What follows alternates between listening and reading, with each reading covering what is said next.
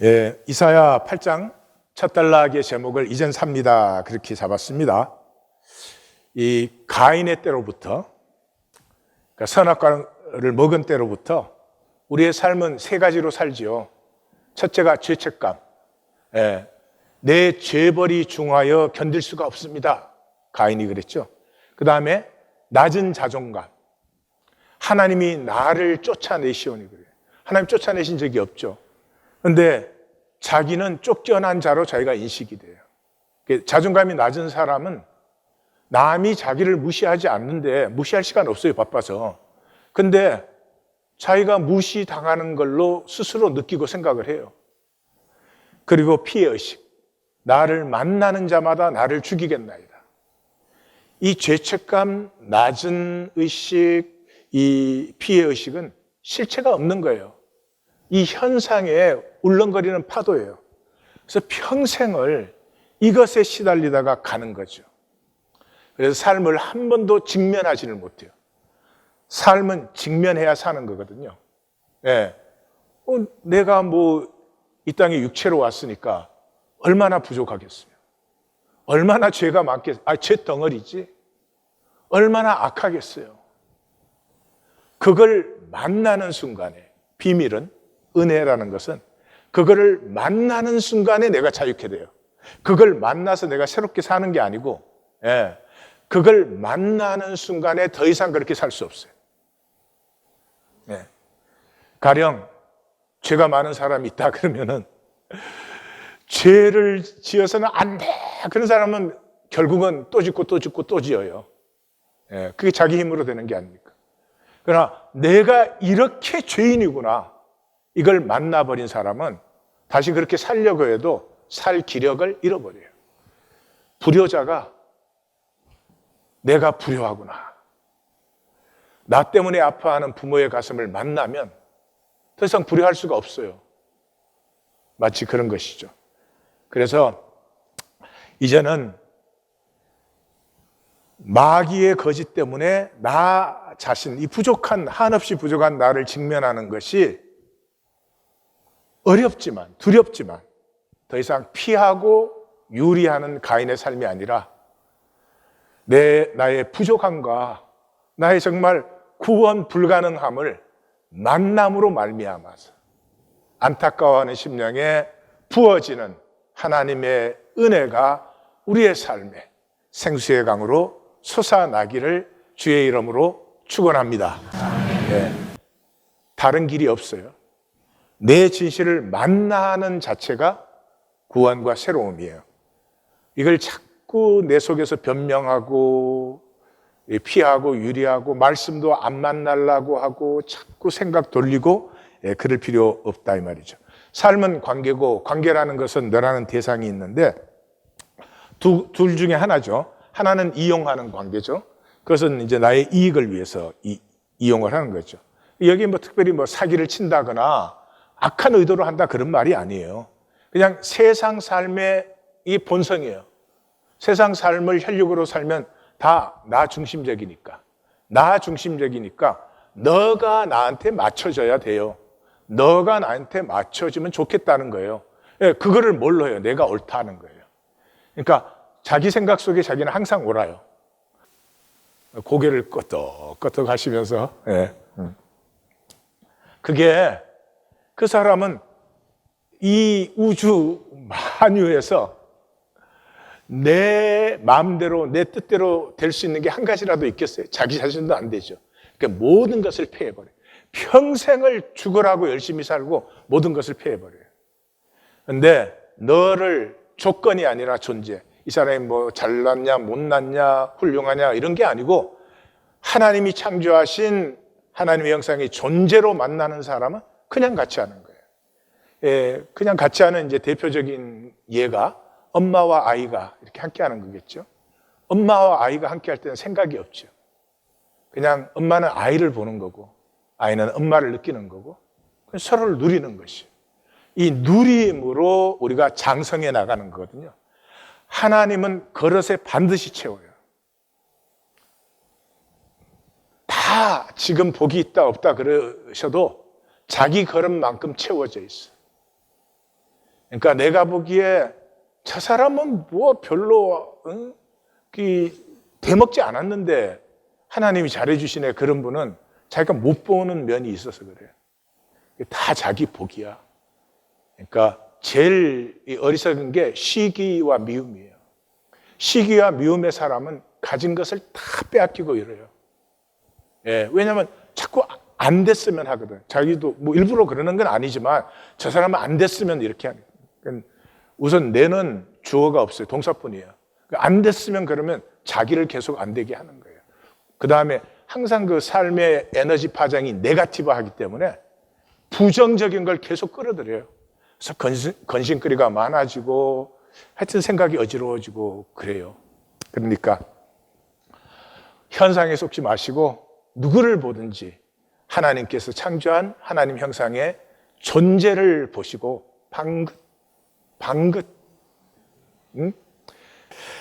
제가 이 말씀 드리는 것은 이용하지 말라 그런 말이 아니에요. 본성인데 무슨 뭐 이용 안 하려고 한다고 되는 게 아니고 거듭나야 된다. 거듭나려고 하면 죽어야죠. 뭐에 대해서? 현상의 허상에 대해서. 이 허상에 대해서 죽어야 돼요. 현상의 허상이라는 걸 아셔야 돼요. 이 모든 현상 세계의 만남은 끝없이 변하는 주객의 상관이에요. 예, 주체는 나죠. 나도 끊없이 변해요. 그러니까 어제 나하고 오늘 나하고 달라요. 절대 같을 수가 없어요. 그러면 너도 어제 너가 오늘 나 똑같은 게 아니에요. 예, 그리고 시시각각으로. 그래서 내가 저 사람을 안다고 내가 이렇게 말하면 너 이렇게 나에게 반응해야 돼. 그러면 그건 완전 웃기는 거예요. 예. 이 사람이 이럴 수 있고 저럴 수 있는 그 확률적인 가능성은 무수해요. 또 그 사람을 대하는 나도 이런 사람일 수 있고 저런 기분일 수 있고 이런 정서적 상태, 몸의 상태, 무한 변수 중에서 확률성이 서로 만나는 거예요. 그러니까 좋은 확률성이 만나서 서로 기쁠 수도 있고 좀 짜증스러운 확률이 나타날 수도 있고 그거 갖고 신경 쓰면 안 돼. 확률이네. 이러면 끝나는 거지. 예? 그게 양자역학이에요. 예? 그냥 확률이야. 그래서 뭐 내가 쟤한테 어떻게 해줬는데 지가 나한테 저럴 수 있어 뭐 이런. 아니 그 사람 안에 그 확률이 들어있고 그걸 만난 나도 또 이런 식으로 내 중심으로 왜곡시키는 확률이 들어있다 이 말이에요. 그래서 주체도 이 빈 에고를 가지고 계속 리액트를 해나가는데 그 확률이 어떨지 모르고 객체도 실제가 없는 확률이니까 이 현상은 그 자체로 거짓 기제를 발동시켜요.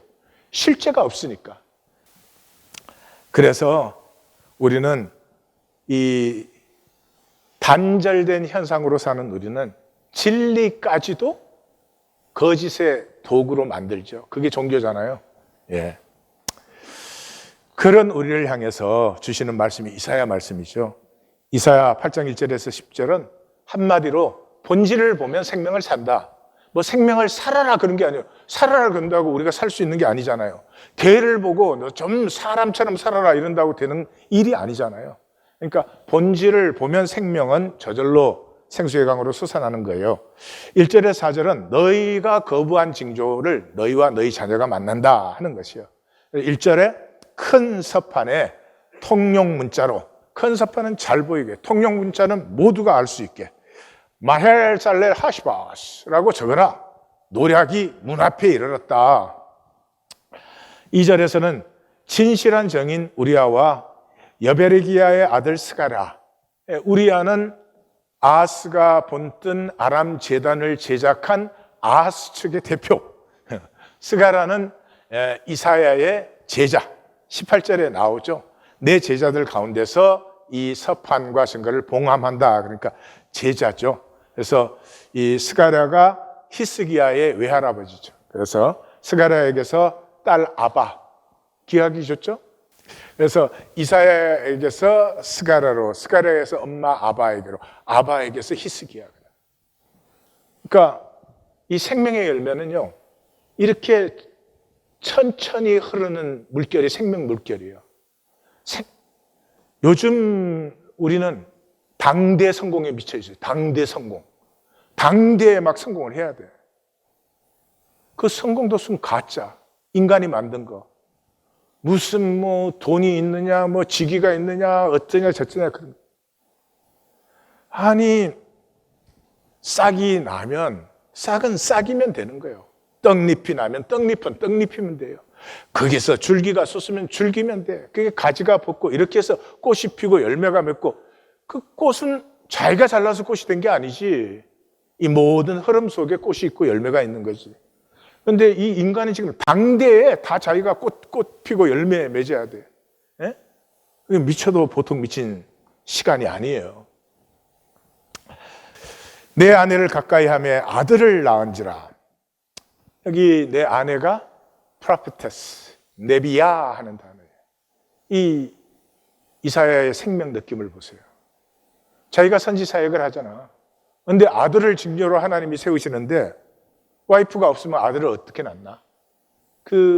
그러니까 아내가 자기에게 못지않은 선지 동역자죠.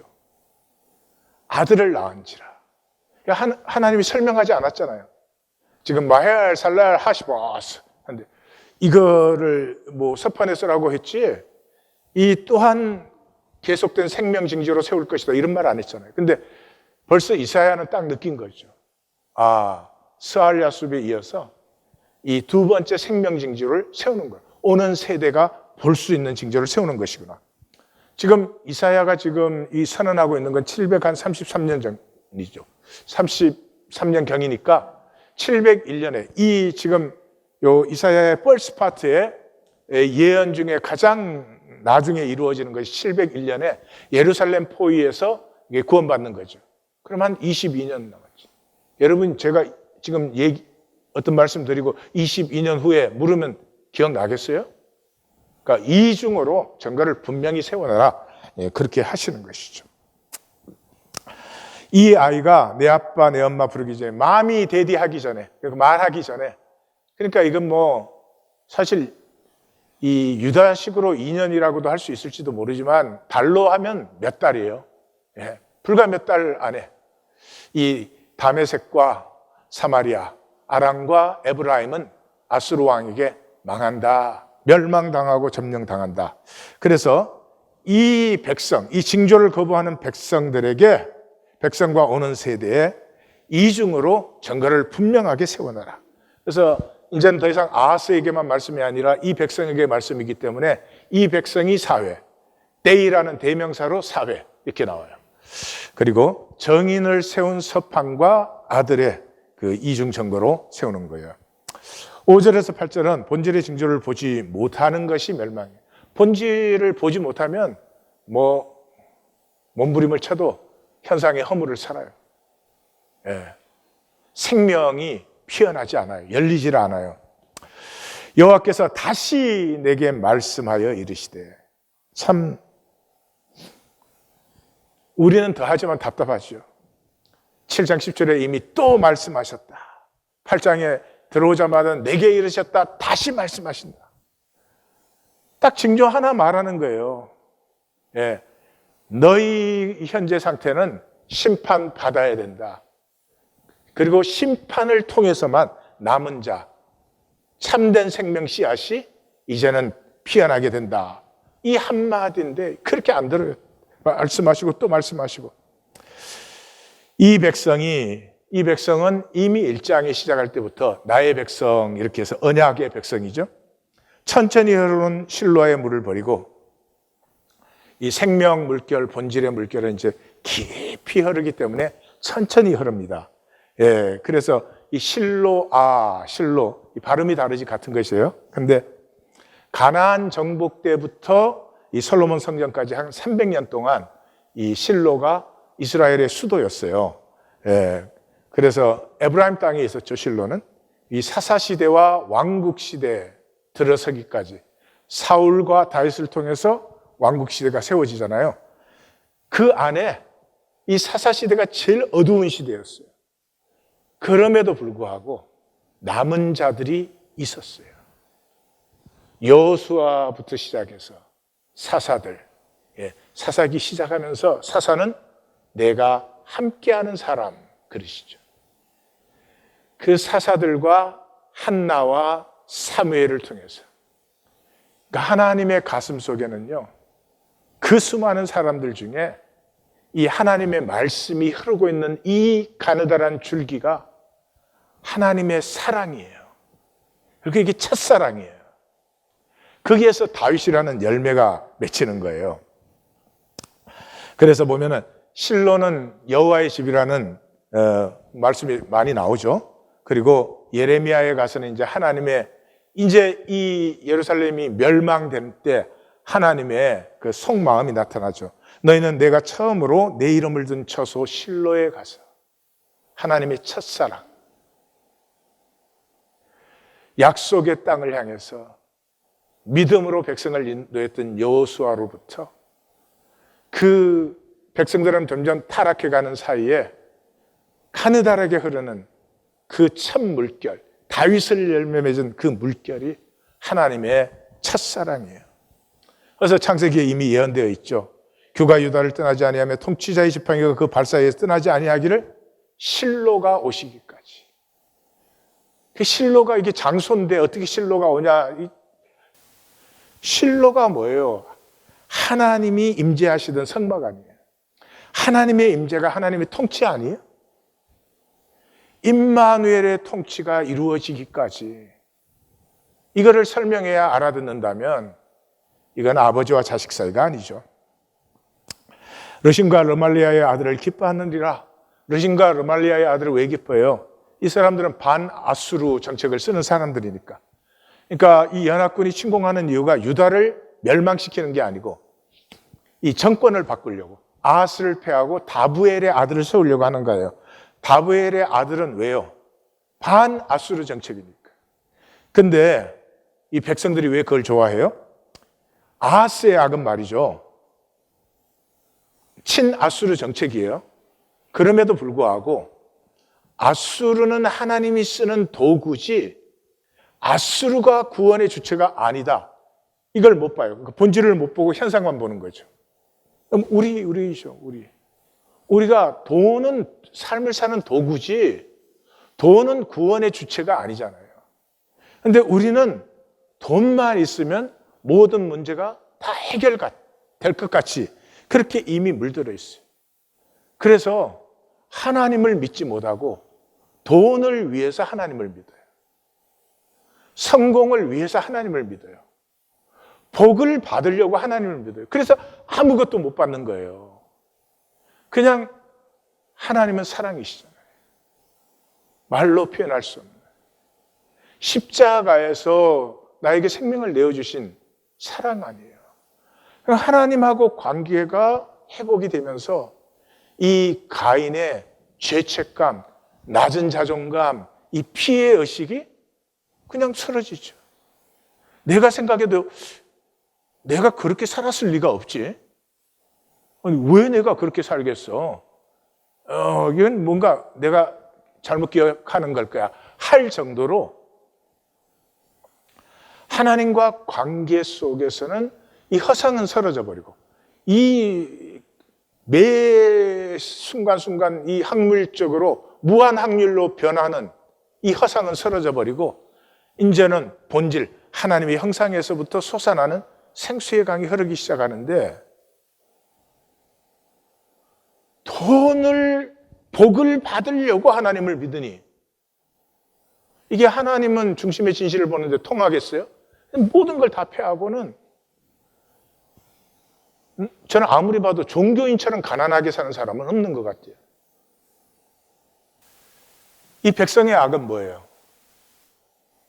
아수르는 계속 뺏어가니까 일단 돈 더 이상 안 뺏겼으면 좋겠다.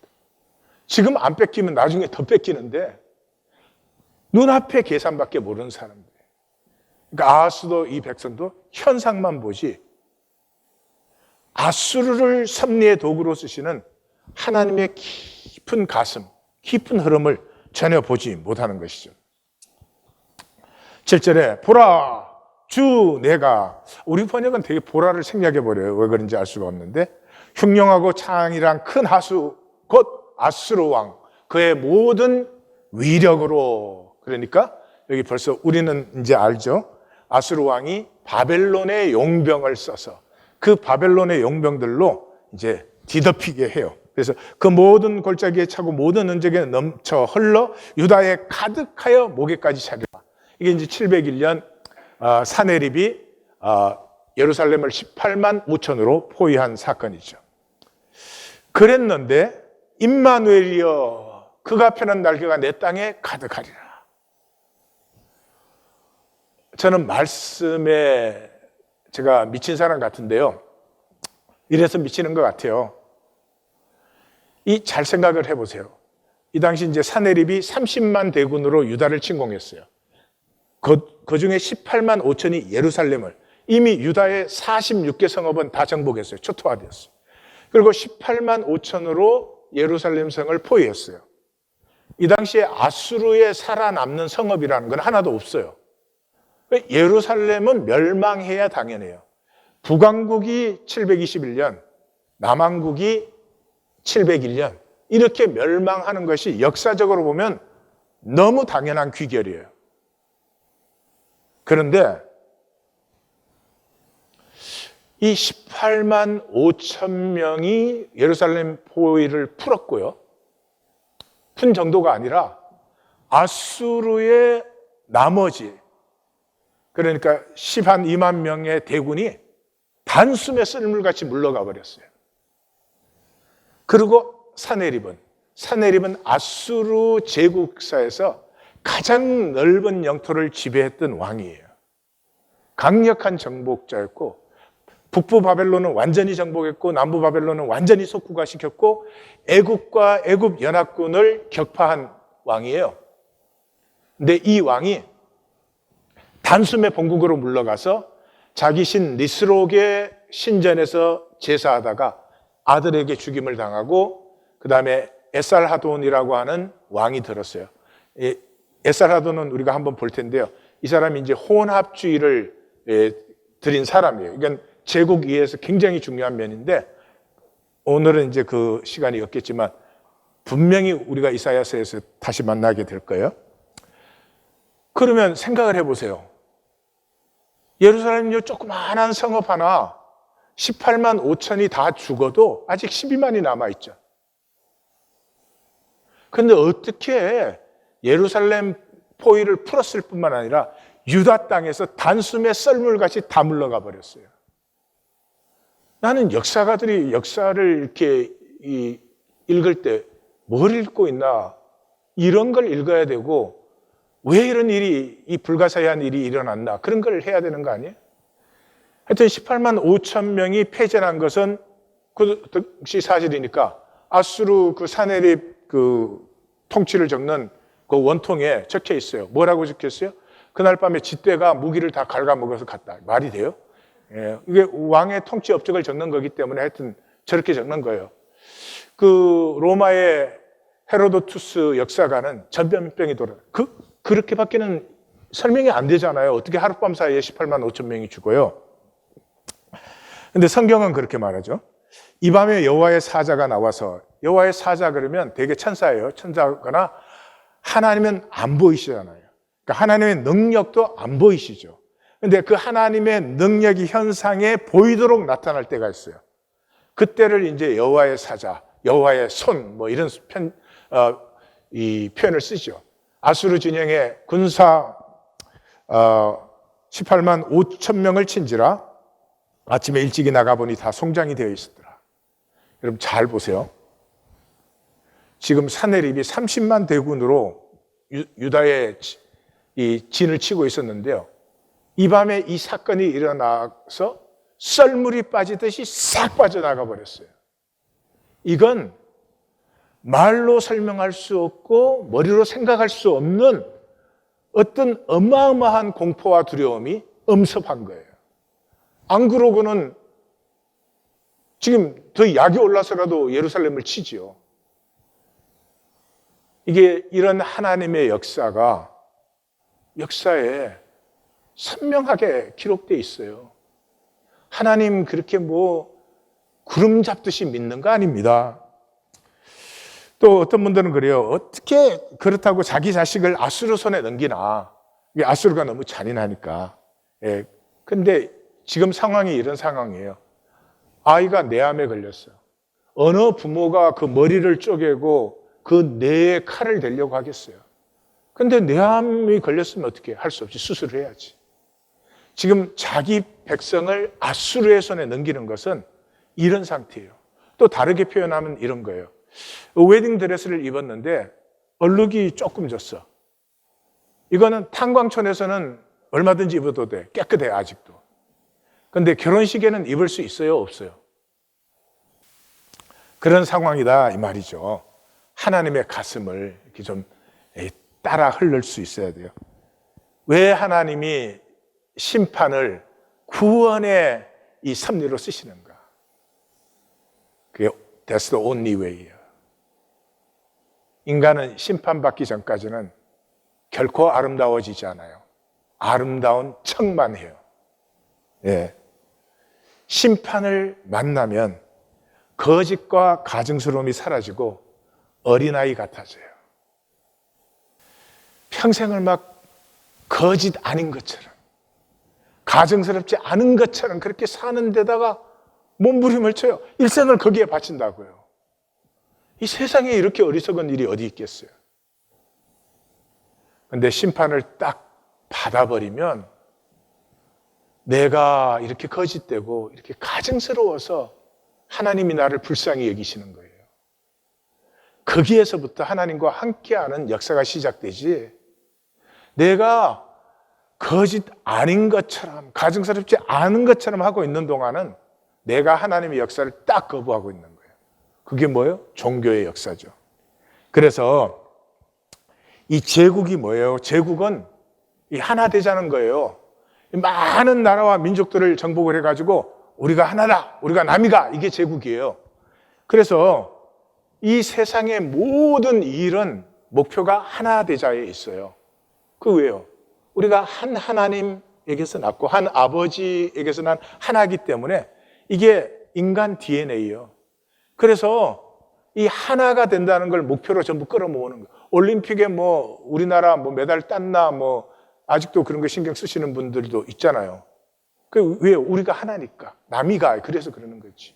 예. 근데 그건 다 가짜잖아요. 진정한 하나는 뭐예요? 생명이 통하는 하나죠. 그래서 제국이 그냥 쓰는 게 아니고 이념화 시켜요. 이념화. 그 이념의 목표는 항상 하나됨에 있다 이 말이죠. 그런데 이 제국은 이제 거짓 한 개를 이렇게 우리에게, 지금 시장 제국, 이 세상 현대도 마찬가지예요. 그러니까 거짓 한 개는 세 가지가 들어있었어요. 처음에는 anonymity가 들어있어요. anonymity는 이렇게 무명스럽고, 번역이 어려워서 그러는데, 이 anonymity라고 하는 것은 맞추어지는 거예요. 맞추어지는 거. 네, 그래서 뭐, 요즘 패션이 이렇다 그러면 거기에 자기를 맞추면 자기가 뭐가 된 것 같아요. 예, 그런 것이고, 그 다음에 컨테이전이 전염인데 주체성을 상실하고 그 전염된 가치관을 이루려고 몸부림을 쳐요. 그래서 뭐 명품을 사야 된다, 뭐 이런 거, 명품 들고 다녀야 된다, 뭐 인류가 그렇게 좋은지, 하여튼 뭐. 그 다음에 successibility, 이게 이제 전문 용어에서 그러는데 successibility라는 거 체면되는 거예요. 체면. 그래서 사실은 어떤 외부 것이 내 것처럼 이렇게 체면된 상황이에요. 그래서 결혼할 때 보면은요, 저 사람 내가 사랑하는가, 저 사람과 내가 평생 동행하고 친구가 되고 생명 파트너가 되고 그런 거 아니에요? 근데 그런 생각은 하나도 없어요. 결혼 조건이 있어. 뭐 학력은 어떻게 되고 경력은 어떻게 해야 되고 뭐 집은 뭐 I don't know. 뭐 조건 보고 결혼을 해요. 이게 체면된 거 아니면 뭐예요? 그래서 1810 데일리 브레드는 나됨이 회복된 우리를 가꾸자. 나됨을 회복시키는 우리를 가꾸자 하는 게 이제 1810 데일리 브레드예요. 그래서 이 모든 세상의 이념은 거짓으로 우리가 이래야 하나 된다 하는 것인데, 그래서 이제 아수르는 뭐예요? 아수르는 혼합주의, 막 섞는 거예요. 정복한 지역은 막 섞어버려요. 근데 막 섞어놨더니 사람들이 막 가족에서 떨어지고 자기 땅에서 떨어지고 하니까 오히려 제국에 불만이 많고 화가 나가지고 제국이 그것 때문에 무너졌어요. 그래서 바벨론은 이렇게 흩어져서는 안 되고 그냥 이젤 왕고무까지는 같이 살게 해줘야 된다. 그래가지고 집단 이주를 시키는 거예요. 근데 집단 이주를 시켰는데도 안 돼. 그래서 페르시아가 들어와서 페르시아는 행정이에요, 행정. 그래서 그 전국을 120도로 나누어 가지고 지금으로 말하면 120 국가예요, 스테이트. 거기에 세 총리를 두어서 40 스테이트씩 이렇게 관할하고 페르시아는 정말 행정을 완성시켰어요. 그럼에도 불구하고 안 되니까 이제 헬라가 딱 들어와서 알렉산더가 그런 걸로 하나 되는 게 아니다. 그냥 헬렐리 해야 하나 되는 거다. 그래가지고 가는 곳마다 헬레니즘을 막 심고 자기는 막 정복하는 지역마다 거기 여자하고 결혼하고 결혼한 문화가 심어지나? 하여튼 그랬어요. 그랬는데도 안 돼. 그래서 최종적으로 한 게 뭐예요? 로마예요. 로마는 이런 이념적인 거 다 좋지만 직접적으로 관리되지 않으면 제국은 무너지는 거다.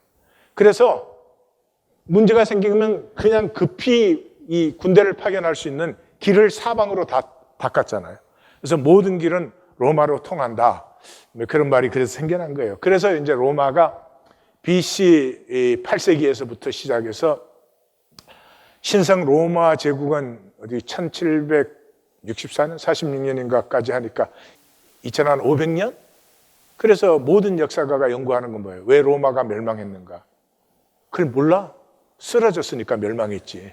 참나. 그게 연구거리야? 예. 우리는 제국은 상관없지만 가정도 마찬가지예요.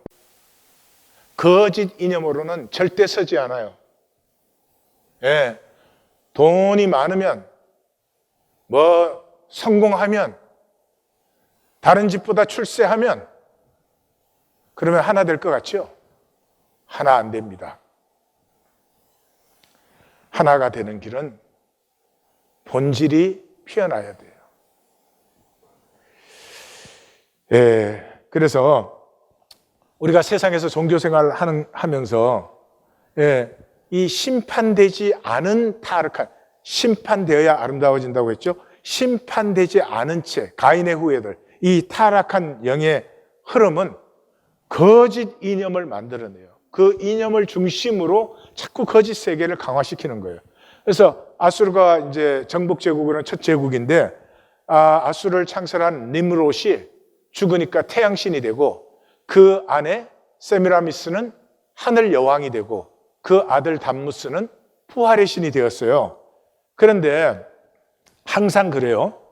이게 완성이 되는 것은 통일교도 한국에서 시작되지만 한국에서는 뭐 그래서 믿는 사람들이 뭐 그 당시에는 많았지만은 다른 사람은 다 저 사기꾼, 아우 저런 거 이렇게 되죠.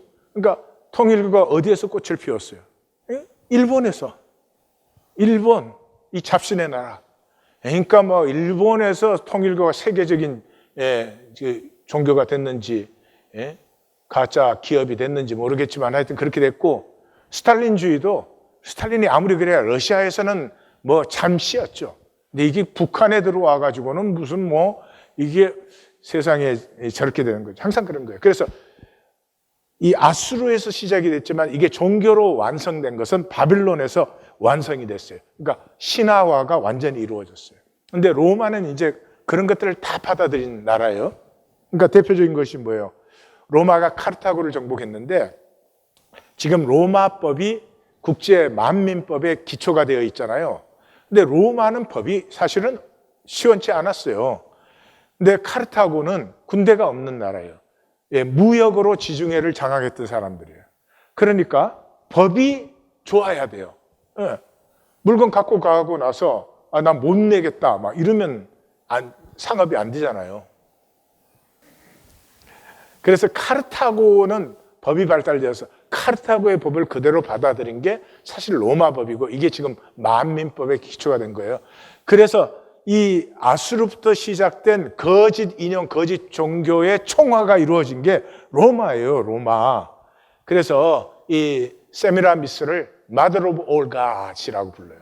이 세미라미스에게서 모든 신들이 이제 탄생되게 되는 거예요. 저게 세미라미스가 아들 딥무스를 안고 있는 거예요. 많이 본 장면 아니에요? 많이 봤죠? 예, 캐톨릭 가면 뭐 그냥 안에서 보고 밖에서 보고 들어가면서 보고 넘어지면서 보고 자빠지면서 보고 뭐 봅니다. 저게 이제 수메르에서 저렇게 수메르의 역사고, 그 다음에 이집트의 역사, 저게 인도로 가서는 저렇게, 그 다음에 이제 심지어 중국의 상무, 그 다음에 불교, 그리고 기독교에 와가지고 성모 마리아와 아기 예수가 된 거 아니에요. 성경 어디에 성모 마리아가 나와요? 하나님의 섭리의 생명 흐름이 나오는데 저걸 이념화 종교화 시켜가지고, 왜 이념화 종교화 시켜요? 그렇게 해야 사람이 인위적으로 컨트롤 되니까. 종교 목회는 목적이 뭐예요? 제가 첫 번째 목회해 보니까 휴먼 매니지먼트예요. 사람들 많이 들어오게 하고, 그 다음에 그냥 적당히 잘 대접해 줘가지고 여기 많이 모이면 장땡이야. 살아계신 하나님을 만나고 자유해져서 내 안에 주신 하나님의 생명이 열리고 피어나고 그 기쁨을 나누고 누리는 하나됨, 이 본질, 진리, 실제는 버려두고 막 교리 이런 걸로 그냥 사람을 컨트롤하려고. 그래서 예루살렘이 멸망할 때 이 유다 백성들이 뭐라 그래요? 이 하나님의 심판을 받으면서 심판받는 줄을 모르고 하늘 여왕에게 제사를 패했더니 우리가 이렇게 지금 공고하게 산다. 에스겔에게는 이 하나님이 버리신 성전을 다시 데리고 와서 보여주잖아요.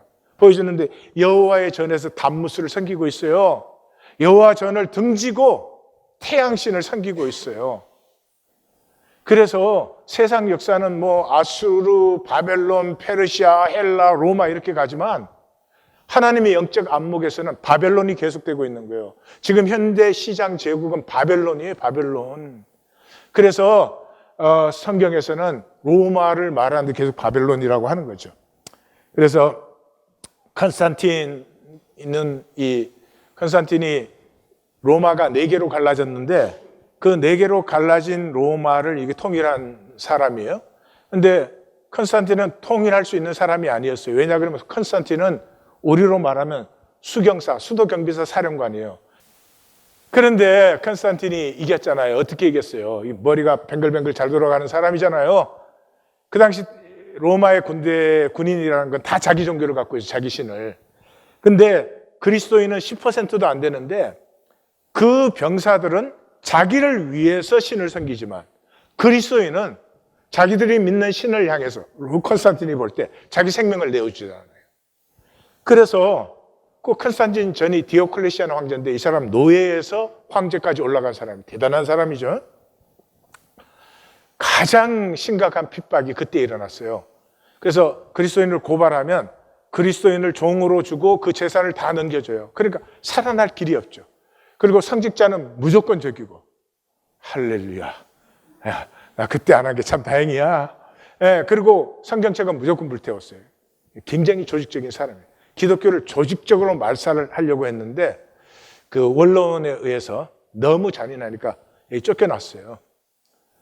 그렇게 하고 이제 컨스탄틴이 이 4개로 갈라진 로마를 통일하고 자기가 황제가 된 거거든요. 그러니까 컨스탄틴에게 필요한 것은 한 로마, 한 황제, 한 법률, 한 종교예요.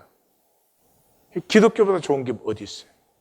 그래서 이 기독교를 쓴 거예요. 자기는 태양신 숭배자예요. 그래서 컨스탄티노플로 수도 이전을 하고 나서 동전에도 태양신을 섬기고 그 광장에도 태양신을 모자이크를 새겨 넣으면서 그리스도하고 짬뽕을 시켰죠. 그리고 이때로부터 마리아와 예수상이 나타나고 십자가상, 교회마다 시뻘건 네온사인 거는 이유를 나는 모르겠어 도대체. 십자가를 살라 그랬지 꼭대기 붙여라 그랬나?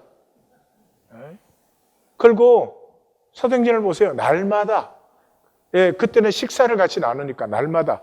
지금 우리는 날마다 만날 필요는 없어요. 그때 그것은 날마다 모이는 것이었고, 안식 후 첫날, 안식 후 다음 날은 주님이 부활하신 날로 날마다 모이는데 더 특별히 주님의 십자가 부활을 묵상한 거예요. 근데 그걸 갑자기 썬데이로 만들었어요. 그리고 부활절을 절기를 만들고 성탄절을 절기를 만들고, 부활절 만든 건 좋은데 바벨론의 토끼는 왜 갖고 들어오냐고. 바벨론 종교에서 토끼는 번식, 토끼는 굉장히 잘 번식합니다. 번식과 정력의 상징이에요. 예수님이 졸지에 정력과 번식의 상징이 됐습니다. 웃으시죠? 그 짓을 우리가 지금 하고 있는 거예요. 그러고는 이제 그때부터 선악과 논쟁이 시작돼요. 이기면 지는 쪽을 제거하든지 죽이든지 힘을 잡을 수 있으니까. 이제 제국 종교가 됐으니까 힘을 잡을 수 있으니까. 그러니까 뭐 니케아 공예는 성부와 성자가 똑같냐, 약간 차이 있느냐. 이게 말이 되는 논쟁이에요. 그리고 컨스탄티노플 퍼스트, 에베소, 칼케돈, 컨스탄티노플 세컨드 이렇게 해서 막 공예들이 쫙 하면서 그냥 지면은 죽거나 추방당하거나 그 짓을 해요. 원수도 사랑하는 십자가는 어디에 있어요? 컨스탄틴 기독교가 지금까지 흘러온 것이고, 컨스탄틴 기독교는 예수님과 아무 상관이 없어요. 사도 공동체와 아무 상관이 없는 거예요. 그 그릇을 하나님이 지키고 계시는 이유는 그 그릇 속에 남은 자들이 흐르고 있어요. 극히 가느다란 물결로, 극히 천천히 흐르는 물결로. 현상계는 순전하지 않아요. 예? 우리가 종교에서 우리를 속이는 게 뭐예요? 난 나름대로 그래도 선하게 산다. 나 교회 다니면서 선하게 산다. 하나님에겐 그게 제일 악한 거예요. 악한 자가 악하면은 그거는 변할 수 있고 돌이킬 수 있는 거잖아요. 근데 악한 자가 적당히 선으로 악을 가리고 적당히 선하게 살아. 절대로 돌이켜지지 않고 절대로 거듭날 수 없죠. 절대로 심판을 만나지 않죠. 이게 누가 시작한 거예요? 사탄이 가인에게 주입시켜서 시작된 거 아니에요. 예. 이 현상계 이념 주입은 항상 종교를 통해서죠. 아수르 신을 통해서, 바벨론 종교를 통해서요.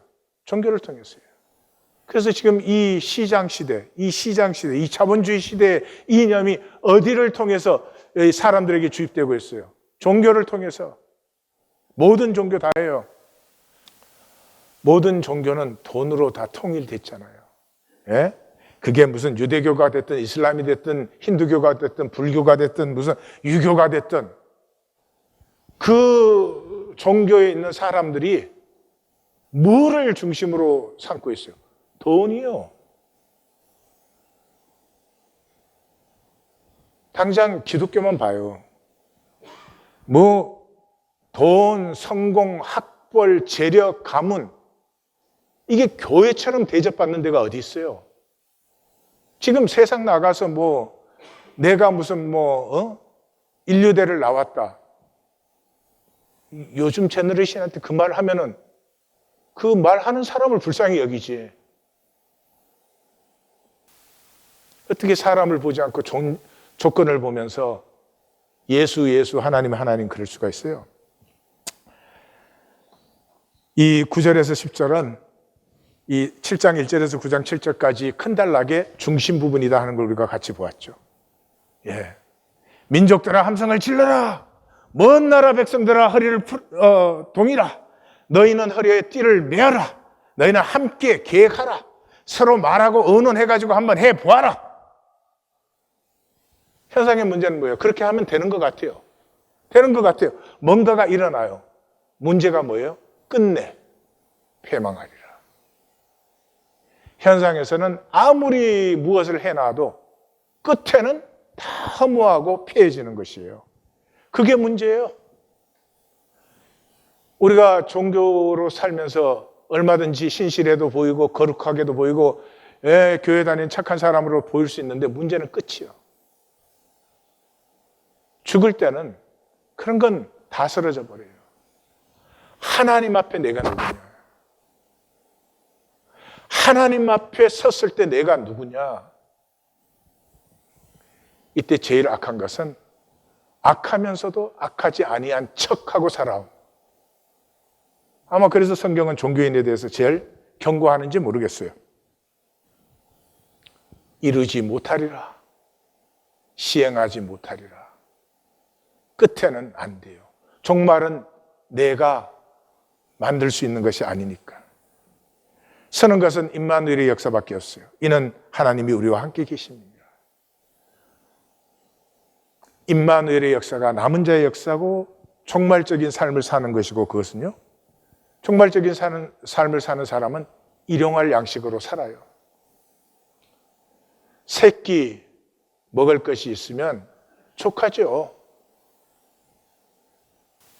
그냥 그 허상을 만드느라고.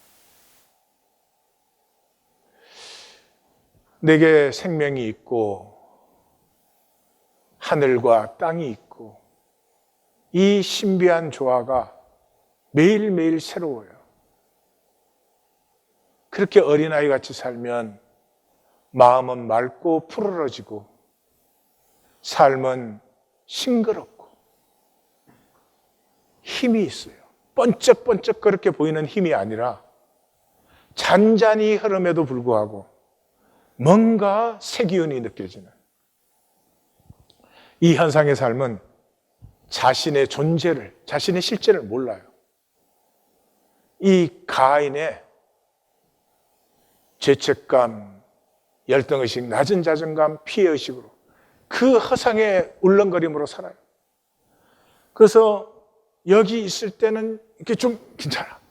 근데 문 나가는데 어떤 사람이 인상이 샥 내려가 그냥. 근데 친교실 가서 밥을 보니까 샥 올라가. 근데 이 배식하는 사람이 앞에 사람한테는 많이 주고 나한테는 적게 주니 또 샥 내려가. 그걸 살아요. 에너지가 낮아서 보이기밖에 못해요. 실제로 내가 그런 사람은 되지 못하고 보이기밖에. 이걸 내가 만들었으니 인정하고 존중받기를 막 구하죠. 그래서 평생이 그거예요. 안 가난한 척, 부족함이 없는 척, 무기력하지 않은 척, 권태롭지 않은 척. 행복하세요? 행복하십니까? 나날이 생명의 기쁨을 누리는 이 신비한 천지의 조화를 누리는 행복이 있으십니까? 뭘 이상한 걸 하나 사들고 그거 가지고 행복한 척하고. 본질의 사람은 실제를 보는 사람이에요. 예수님이 거듭나지 않으면 하나님 나라가 뭐예요? 실제 본질 세계를 볼 수 없다는 거죠.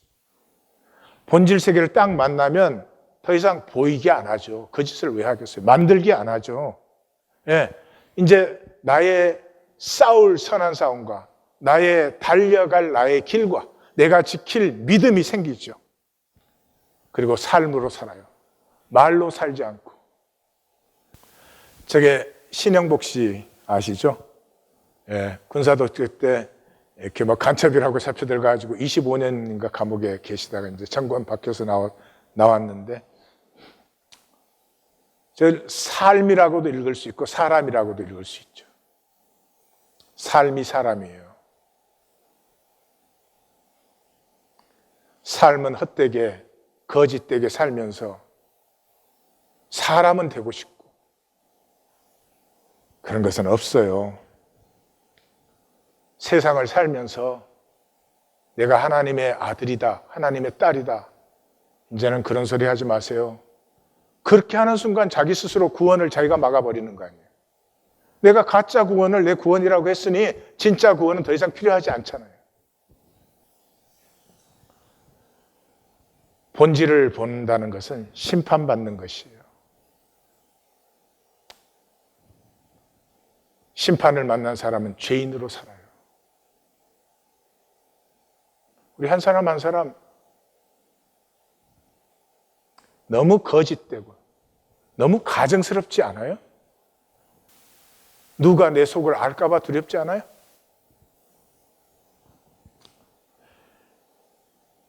근데 은혜의 비밀은 바로 그것이죠. 나의 그 죄인됨, 나의 거짓과 가증스러움을 만나는 순간이 하나님이 네가 어때서 그러고 품어버리는 순간이에요. 예.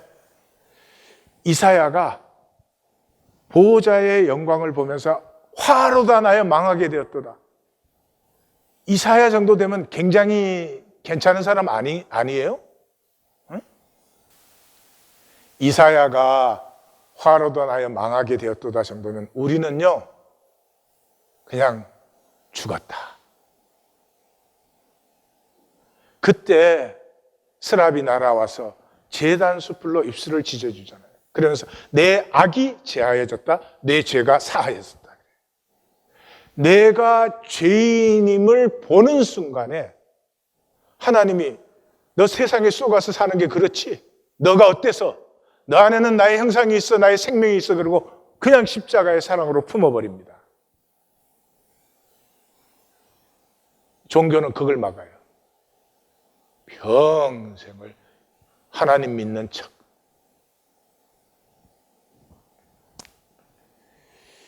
야곱이 그 밤새도록 씨름을 하잖아요.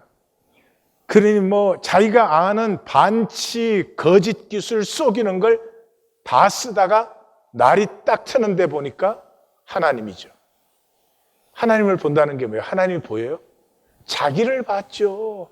밤새도록 그 못되고 거짓되고 이 사기성, 술수성을 부리는 자기 자신을 딱 보는 순간이 너는 야곱이 아니라 이스라엘이다.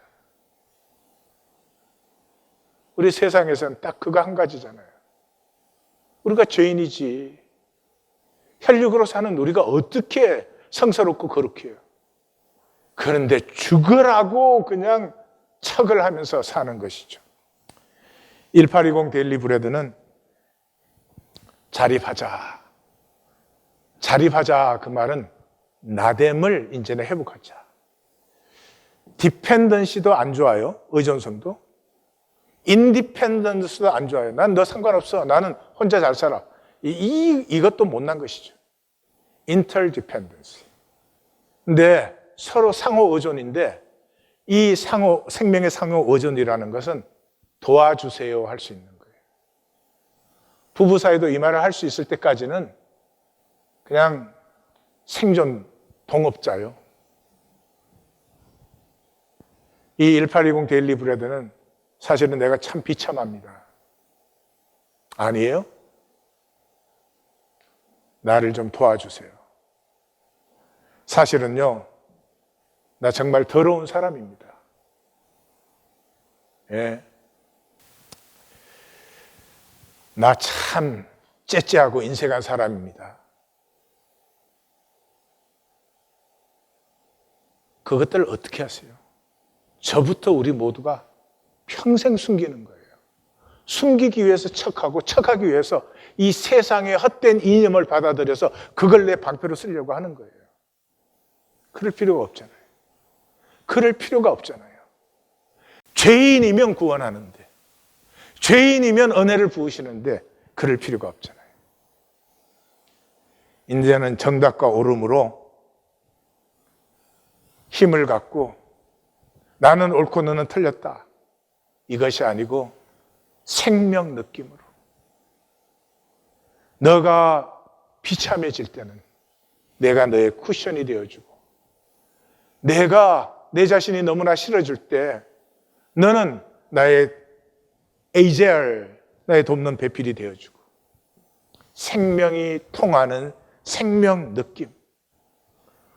우리는 생명이 통하지 않기 때문에 관계가 불능이에요. 관계할 줄 몰라요. 그래서 관계할 줄 제일 모르는 증거가 뭐예요? 부모-자녀 관계예요. 예. 부모-자녀 관계 통이 없어요. 요즘은 이제 발달돼서 이 의수 만드는 그 기술이 굉장히 발달했습니다. 근데 이 연구하시는 분들이 제일 어려운 게 컵에다 물 받는 거래요. 의수로. 우리는 그냥 하니까 모르지만은 물이 찰수록 무거워지기 때문에 우리 손은 아주 정확하게 점점 압력을 높여줍니다. 그렇게 해서 물을 받는 거예요. 근데 이렇게 컴퓨터가 발달됐는데도 그걸 못해요.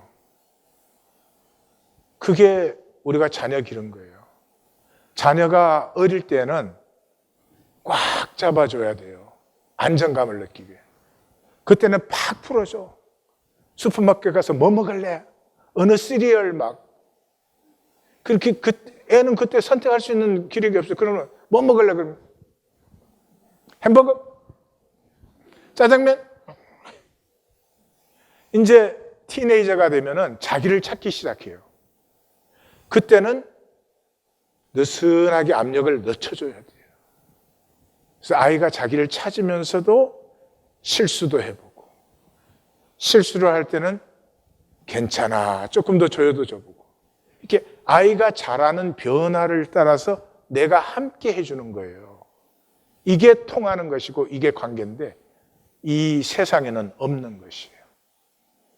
1820 데일리 브레드는 이 당연한 것을 회복하고 우리 안에 있는 이미 있는 것을 누림으로 말미암아 생명의 부여를 함께 누리자. 기도하십시다.